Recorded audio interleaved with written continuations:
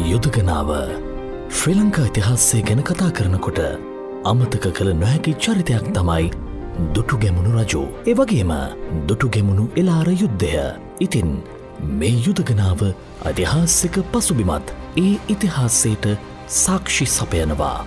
යුදගනාව ඓතිහාසික භූමිය තියෙන්නේ ඌව පළාතේ මොනරාගල දිස්ත්‍රික්කයේ බුත්තල නගරේ. උස අඩි 1738කින් යුතු මේ දාගැබ ඉදිකරලා තියෙන්නේ දුටුගැමුණු රජුගේ බාල සොයුරා වන සද්ධාතිස්ස කුමාරයා.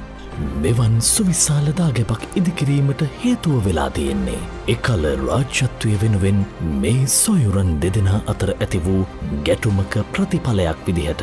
ඒ යුද්ධයෙන් දුටුගැමුණු කුමාරයා ජයග්‍රහණය කරාට පස්සේ සද්ධාතිස්ස කුමාරයා දෙවටමල් විහාරයේ සැඟවෙනවා. එහිදී සංඝයා වහන්සේලා විසින් ඔවුන් දෙදෙනාව සමගි කරන්නට කටයුතු කරනවා. ඉන්පසුව ඒ යුද වෙතීමේ පාපයෙන් මිදෙන්න මේ යුදගනාව දාගැබ ඉදිකරා කියලා කියවෙනවා.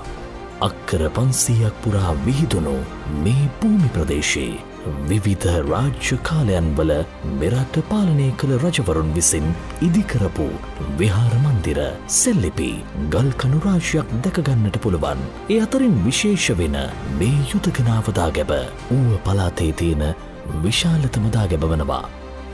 එවගේම මේ ස්තූපය බැලූ බැල්මට සම්පූර්ණයෙන්ම අවසන් නොකරපු ඉදිකිරීමක් විදිහට දකින්න පුළුවන්. මෙවැනි ආකාරයේ දාගැබ් හඳුන්වන්නේ කොටවෙහෙරක් වශයෙන්. එයට හේතුව සද්ධාතිස්ස කුමරු මේ යුදගනාව ස්තූපය ඉදිකරන කාලවකවානුවේ දුටුගැමුණු රජු අනුරාධපුරයේ රුවන්වැලි සෑය ඉදිකරමින් සිටීමයි. නමුත් අවාසනාවන්ත ලෙස දුටුගැමුණු රජු හදිසියෙම රෝගාතුර වීම හේතුවෙන් රුවන්වැලි සෑයේ වැඩ නිම කිරීම සද්ධාතිස්ස කුමරුහට භාරවනවා.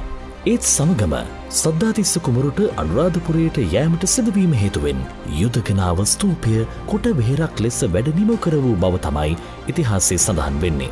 මේ ස්ථානයේ යුදගනාව විදියට හඳුන්වන්න හේතු වෙලා තියෙන්නේ දුටුගැමුණු සද්ධාතිස්ස කුමාරවරුන් යුද වෙදුණු ස්ථානයේ නිසාත් දුටුගැමුණු එළාර යුද්ධය වෙනුවෙන් මේ ස්ථානයේ සේනා සංවිධානය කළ නිසාත් යුද්ධ අංගනය යුදගනාව ලෙස නම් දරූ බව තමයි ඉතිහාසයේ දැක්වෙන්නේ.